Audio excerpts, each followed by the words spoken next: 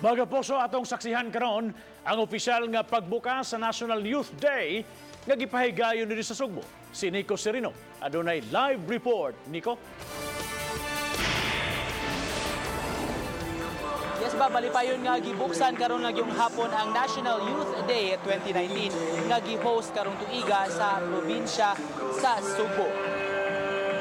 Sa pa lang karong hapon nag-abot-abot na dinhi sa Cebu City Sports Center ang tanan nga mga pilgrims ug mga delegado nga musalmot dinhi sa National Youth Day. Gikan ni sila sa lain-lain nga mga festival sites ug mga host parishes sa probinsya sa Sugbo nga mo'y host sa tanan nga mga youth delegates sa NYD 2019 karong tuiga dinhi sa Cebu City Sports Center sa Yusab nga napuno ang lugar gumikan kay sayuman nga nangabot diri ang ubay-ubay nga mga delegado dunay mga lain-laing mga negosyo ug mga souvenirs nga gipang baligya dinhi alang sab nga dunay mamahimo nga handumanan ang tanan nga mga delegates sa ilang kasinatian dinhi sa NYD 2019. Baguhay lang namong dinhi sa stage si Cebu Archbishop Jose Palma kini aron formal nga mubukas sa opisyal nga kalihukan karong adlaw ang day 1 sa NYD 2019.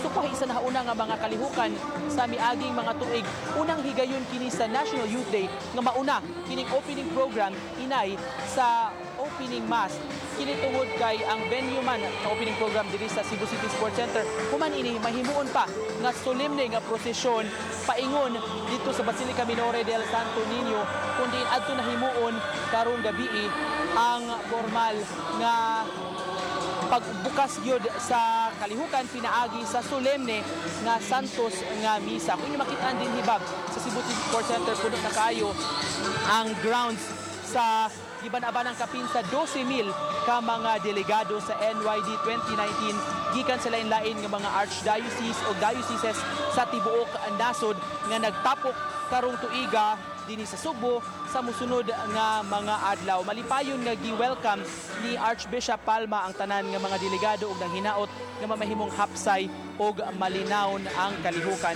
Hugot sab kaayo ang seguridad nga gipatuman dinhi sa NYD 2019 ug gani dunay delegation ang kapulisan pinanguluhan sa Regional Director Brigadier General Dibon Sinas nga musalmot sab sa solemne nga prosesyon karong taud-taud. Sigining maong prosesyon dadun diri ang imahen ni Senyor Santo Niño, Birhen sa Guadalupe, ni Senyor San Jose o sa Sugbuanon nga patron nga si San Pedro Calungsod. Nagpadayon pa ang Santos nga misa nini mga orasa bab o gipaabot pa nga matapos kini sa di pa formal sab nga magsugod ang solemne nga prosesyon patadlas na paingon sa Basilica del Santo Niño. O kanang latest bab gikan dinhi sa Cebu City Sports Center. Thank you so much, Nico Serino, sa imong live report.